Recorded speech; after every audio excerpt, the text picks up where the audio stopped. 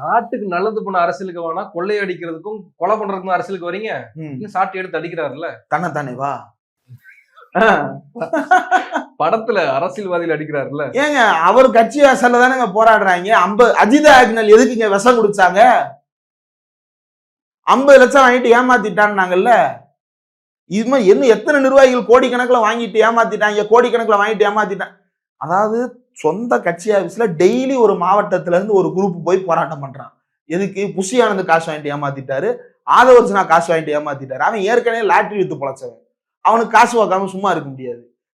லாட்டரியை கொடுத்து வித்து ஏமாத்துற மாதிரியே நான் உனக்கு போஸ்டிங் தரேன்னு சீட்டு கொடுத்து ஏமாத்தி இருக்கிறாங்க. லட்சக்கணக்கில் கோடிக்கணக்கில் கொள்ளையடிச்சு வச்சிருக்கிறானுங்க. அவனுங்களை தான் அடிச்சிருப்பாருன்னு நினைக்கிறேன்.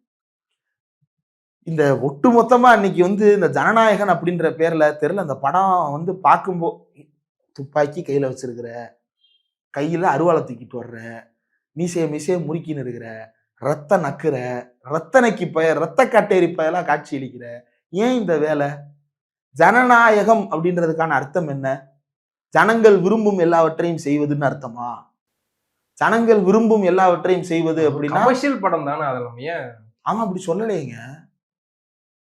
இது சாதாரண கமர்ஷியல் படம். இதையும் சினிமாவையும் தொடர்படுத்தாதீங்கன்னு சொன்னா நான் விட்டுறேன். படம் முக்கியமான விஷயத்த பேசுது அப்படின்னா என்ன பேச போதோ தெரியல. என்னமோ பேசட்டும். ஆனா நீ ஜனநாயகன் என்கின்ற பெயரில் எடுத்து வைத்திருப்பது கண்ட கருமாந்திரத்தை தான் எடுத்திருக்கிறாயே தவிர ஜனநாயகம். பெண்களுக்கான பாதுகாப்பு குறித்து, பெண்களை பேட் டச், அதை எங்க பாலையா தான் ஏற்கனவே பேசிட்டாரு. அது விஜய் பேசும்போது வேற மாதிரி இருக்கும்ல. வேற மாதிரி தான் இருக்கும். நீ பேசும்போது வேற மாதிரி தான் இருக்கும். அதை பார்க்கும்போது புரிஞ்சுக்குவோம். கத்தி எடுத்து குத்த போவோம். கத்தி குத்து கந்தசாமி அப்படி பல பேர்கள்ல உலாவ போறாங்க. இதோட வேற அரசியலுக்கு வர்றாராம். அப்ப எவ்வளவு ரத்தக்களரி செய்ய போறேன்றத ஓப்பனா டிக்ளேர். ஒரு பேரே டிவிகே தான். தளபதி வெற்றி கொண்டான். வெற்றி கொண்டானா? சூர்யா வெற்றி கொண்டான்ட்ட கேட்டாங்களா முதல்ல இந்த பேரை பயன்படுத்துறதுக்கு? வெற்றி கொண்டான் யாருன்னு தெரியுமா?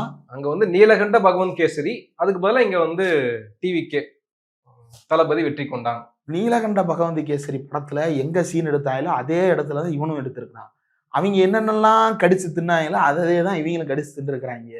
இதுல பூஜா ஹெக்டேவை உள்ள வச்சு காஜல் அகர்வால் ரோல் பிளே பண்ண வச்சிருக்கிறாங்க. அங்க ஸ்ரீலீலா ரோலை இங்க மமிதா பைஜு பிளே பண்றாங்க. இவர் பாலையா ரோல் பிளே பண்றாரு. அதே ஓப்பனிங் ஃபைட்டு, அந்த கொலாயடி ஃபைட். அது கேசரி, இது பிரியாணி இல்ல ஒத்துக்கிட மாட்டாங்களேங்க. ஏன்டா ஒரு ரீமேக் படத்தை ரீமேக்னு ஒத்துக்கிறது உனக்கு என்ன கேடு?